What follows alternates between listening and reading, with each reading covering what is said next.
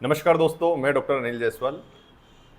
क्या आपको ज़्यादा देर खड़े होने में पैरों में भारीपन आता है, या आपको कमर में दर्द बढ़ जाता है, या ज़्यादा आप चल नहीं पाते हैं, चलने पर पैर भारी हो जाते हैं, स्टिफ हो जाते हैं, या आपके ब्लैडर और बावल मतलब लेटरिन बाथरूम के सेंसेशन में कुछ कमी आ रही है?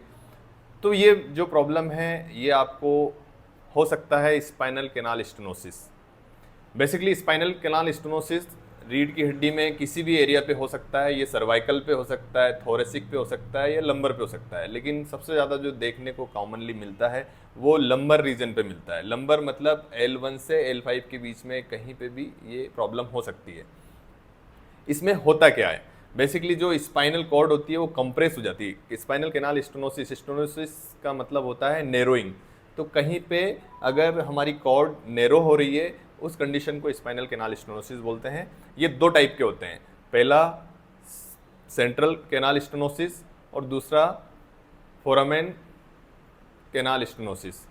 तो सेंट्रल कैनाल स्टेनोसिस में स्पाइनल कॉर्ड सेंट्रली जो होती है वो कंप्रेस हो जाती है। लेटरल कैनाल स्टेनोसिस में जो साइड से जो हमारी नर्व निकलती है वो नर्व अगर कहीं कंप्रेस होती है तो उसको लेटरल कैनाल स्टेनोसिस बोलते हैं।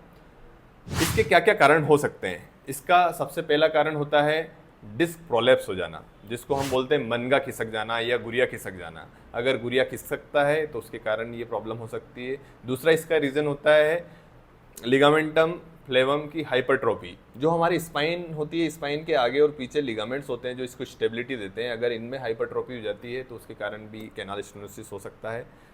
तीसरा इसका कारण होता है फेसेट ज्वाइंट आर्थ्रोपैथी, जो मैं आपको डायग्राम में बताऊंगा। जो फेसेट ज्वाइंट होते हैं उनमें अगर डिजनरेशन चालू हो गया या वहाँ इन्फ्लामेशन हुआ तो उसके कारण भी हो सकता है। चौथा इसका कारण होता है लिस्थेसिस। लिस्थेसिस में बेसिकली हड्डी के ऊपर हड्डी खिसक जाती है, उसको हम लिस्थेसिस बोलते हैं, उसके कारण भी ये हो सकता है। अच्छा, इसमें आप अगर आप चल रहे हैं, खड़े हो रहे हैं और आपके पैरों में दर्द हो रहा है, और अगर आप आगे की तरफ झुकते हैं और आपको पेन में रिलीफ मिलता है, तो ये स्पाइनल कैनाल स्टेनोसिस का एक बहुत क्लिनिकल सिम्टम्स होता है। अगर आप पीछे की तरफ झुकते हैं और दर्द बढ़ता है तो ये उसका दूसरा सिम्टम होता है। तो आइए जानते हैं, हम आज समझते हैं एक डायग्राम के थ्रू कि स्पाइनल कैनाल स्टेनोसिस में क्या होता है। तो जैसे कि हमारे पास एक इमेज है, उस इमेज में यहाँ पे आपको दो दो टाइप के डायग्राम दिख रहे हैं, है ना। ये फर्स्ट वाला, सेकंड वाला। फर्स्ट वाला जो है वो हेल्दी स्पाइन, नॉर्मल स्पाइन का है, और सेकंड वाला जो स्पाइनल स्टेनोसिस जिसमें दिख रहा है वो है। तो पहले हम हेल्दी स्पाइन समझ लेते हैं। जो हमारी स्पाइन होती है उस स्पाइन के अंदर वर्टिब्रास होती है। वर्टिब्रा के बीच में ये जो ब्लू कलर का दिख रहा है ये डिस्क है हमारा, है ना। इसको ही हम अगर हॉरिजॉन्टल देखते हैं तो इसमें जो डिस्क है ये पूरा अंदर, इसके अंदर जो लिक्विड होता है उसको न्यूक्लियस पल्पोसस बोलते हैं, और इसके ऊपर का लिगामेंटम फ्लेवम इसको बोलते हैं। तो बेसिकली यहाँ पे जो स्पेस दिख रही है, ये जो येलो कलर में दिख रहा है, ये हमारा कॉर्ड है, और इस कॉर्ड से ऐसे नर्व रूट्स निकलते हैं राइट और लेफ्ट की तरफ।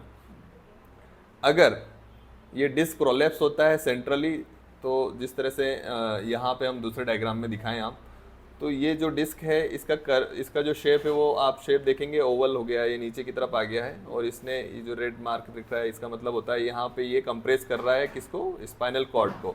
तो यहाँ पे जो नैरोइंग हो गई, जो स्पेस थी वो स्पेस यहाँ पे ख़त्म हो गई, उसके कारण ये सेंट्रल कैनाल स्टेनोसिस यहाँ पे डेवलप हो रहा है। दूसरा रीजन ये डिस्क प्रोलेप्स के कारण हो गया। दूसरा रीजन हमने बताया था आपको लिगामेंटम फ्लेवम हाइपरट्रोफी। तो जो लिगामेंट्स होते हैं यहाँ साइड में, उन लिगामेंट्स में टाइटनेस होने के कारण भी नर्व कंप्रेस होती है, वो भी सेंट्रल कैनाल स्टेनोसिस डेवलप कर देता है। तीसरा हमने रीजन बताया था आपको फेसेट ज्वाइंट आर्थ्रोपैथी। तो ये फेसेट ज्वाइंट अगर यहाँ पे डिजनरेशन होता है, ये एज रिलेटेड कंडीशन होती है, इसमें डिजनरेशन के कारण यहाँ पे बोनी स्पर निकल आते हैं, वो इस नर्व को कंप्रेस करते हैं। अब फेसेट ज्वाइंट अगर के कारण हो रहा है तो इसको हम बोलते हैं लेटरल कैनाल स्टेनोसिस। इसमें क्या होता है, या तो वो पेन राइट साइड की तरफ जाएगा या लेफ्ट साइड की तरफ जाएगा। अगर दोनों साइड के फेसेट ज्वाइंट आर्थ्रोपैथी डेवलप हो रहा है तो दोनों पैर में जाएगा। चौथा रीजन बताया था हमने आपको लिस्थेसिस। लिस्थेसिस में जो ये वर्टिब्रा होती है ये एक दूसरे के ऊपर ऐसे खिसक जाती है। अब खिसकने के कारण वो जो कैनाल का डायमीटर है वो कम हो जाता है, उसके कारण भी ये नर्व कंप्रेस होती है दोनों तरफ की। तो ये मुख्य चार रीजन होते हैं स्पाइनल कैनाल स्टेनोसिस के। और अगर आपको इस टाइप की प्रॉब्लम है, तो अगर आपको ज़्यादा देर आप चल नहीं पा रहे हैं, ज़्यादा खड़े नहीं हो पा रहे हैं, और आपको मॉर्निंग में पेन बना हुआ है, ब्लैडर बाउल में डिस्फंक्शन है, तो इसका इलाज जो है वो एक्सरसाइज के थ्रू हम कर सकते हैं। बहुत सिंपल सी कसरतें इसमें करना रहता है, और उसके साथ साथ फिजियोथेरेपी में हमारे पास एक ऐसी मशीन है जिसको RSD बोलते हैं, रोबोटिक स्पाइनल डिकम्प्रेशन। उसका अभी मैं आपको यूज़ बताऊंगा, लेकिन इसके पहले हम आपको क्या क्या आप एक्सरसाइज घर पे करके इसको ठीक कर सकते हैं वो एक्सरसाइज हम आगे के वीडियो में आपको दिखाते हैं। आइए चलते हैं वो कौन कौन सी एक्सरसाइज है। तो अगर आपको स्पाइनल कैनाल स्टेनोसिस के सिम्टम्स आ रहे हैं तो आपको कुछ सिंपल सी एक्सरसाइज हम बता रहे हैं, पूरा वीडियो जरूर देखिएगा। ये एक्सरसाइज करने से आपको काफ़ी हद तक आपकी प्रॉब्लम जो है वो सॉल्व हो जाती है। एक चीज़ है कि इसमें ज़रूर आपको ध्यान रखना है, इसमें आपको एक्सटेंशन एक्सरसाइज नहीं करना है। एक्सटेंशन का मतलब होता है जो पीछे वाली एक्सरसाइज, जब हम पीछे की तरफ जो भी एक्सरसाइज करते हैं उल्टा लेट के, वो आपको बिल्कुल नहीं करना है। आप सिर्फ इसमें फ्लेक्शन स्ट्रेचिंग एक्सरसाइज करना है, वो एक्सरसाइज करेंगे तो आपको इसमें बेनिफिट मिलेगा। तो सबसे पहली एक्सरसाइज, जैसे कि हमें सीधे पलंग पे लेट जाना है। ये मेरे पास टॉवल है, आप मोटा वाला टॉवल ले सकते हैं, पिलो ले सकते हैं। उसको आपको बटक्स के नीचे लगाना है। यहाँ पे ये ध्यान रखिएगा, ये कमर के नीचे नहीं लगाना है, ये बटक्स के लिए नीचे लगाना है। इसका लगाने का रीज़न ये है कि जब हम इसको लगाते हैं तो हमारा जो पेल्विक है वो जो है वो पोस्टीरियर पेल्विक टिल्ट में जाता है। ये जो लॉर्डोटिक कर्व जो हमारा स्पाइन का है वो रिड्यूस हो जाता है, तो एक एक्सरसाइज ज़्यादा इफेक्टिव इसमें होती है और उस पर जो प्रेशर आ रहा है वो कम हो जाता है। तो सबसे पहली एक्सरसाइज आपको क्या करना है, दोनों पंजों को अपनी तरफ खींचना है। इसको काप स्ट्रेच बोलते हैं। इसको खींच के आप होल्ड करके रखेंगे 5 सेकेंड, 1 2 3 4 5। हर एक्सरसाइज के 10-10 रेपिटेशंस करना है। इनिशियली 5 सेकेंड रोकना है, छोड़ देना है। ये पहली एक्सरसाइज हो गई। दूसरी एक्सरसाइज में आप पैर को ऐसे मोड़ के रखेंगे और दूसरे पैर को सीधा सीधा उठाएंगे, घुटने के लेवल तक लेके आएंगे। अगर आप इसमें पंजे को ऊपर खींच सकते हैं कंफर्टेबली तो आप इसको खींच के इसको भी 5 सेकेंड होल्ड करेंगे, फिर धीरे से इसको छोड़ देंगे। ऐसे ही आप दूसरे पैर से करेंगे। इसको ऊपर उठाना है, पंजे को अपनी तरफ खींचना है, होल्ड करना है, 1 2 3 4 5। थोड़ा स्ट्रेच फील होगा इसमें, आपको छोड़ देना है। थर्ड एक्सरसाइज में आपको क्या करना है, अच्छा फ्लेक्शन स्ट्रेचिंग एक्सरसाइज जो स्टार्ट होती है वो नी टू चेस्ट से स्टार्ट होती है। तो हम नॉर्मली लूज कपड़ों के साथ करेंगे इसको। ये पैर मुड़ा रहेगा, दूसरे पैर से हमने इसको पकड़ा नी को और अपनी तरफ खींचना है। जितना आप कंफर्टेबली खींच सकते हैं इसको खींच के रोकना है आपको। इसको भी 5 सेकेंड होल्ड करना है। आप 5 to 10 सेकेंड होल्ड कर सकते हैं, लेकिन इनिशियली 5 सेकेंड होल्ड करना है।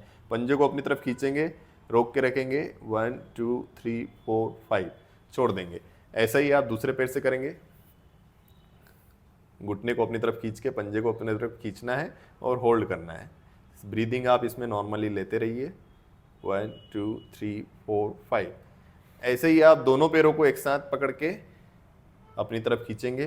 पंजों को भी आप अपनी तरफ खींचना है, आपको होल्ड करना है, 1 2 3 4 5। उसके साथ साथ जैसे कि कई बार मैंने बताया लेटरल कैनाल स्टेनोसिस में एक साइड ज़्यादा दर्द रहता है, तो आप जिस साइड दर्द है उस पैर को ऐसे आपने दूसरे पैर के ऊपर रखा, जो अपोजिट हैंड है उससे नी को ऐसे पकड़ के इसको रोटेट करना है आपको। इसमें आपको स्ट्रेच फील होगा। जितना आप कंफर्टेबली करेंगे, जितना आपको कंफर्टेबल लगे उतना ले जा सकते हैं। और इसको भी आपको होल्ड करना है, जहाँ तक आप ले जा सकते हैं वहाँ पे आपको होल्ड करना है, 1 2 3 4 5। अगर आपको लेफ्ट साइड में दर्द है तो आप राइट साइड में रखिए, या दोनों भी आप कर सकते हैं।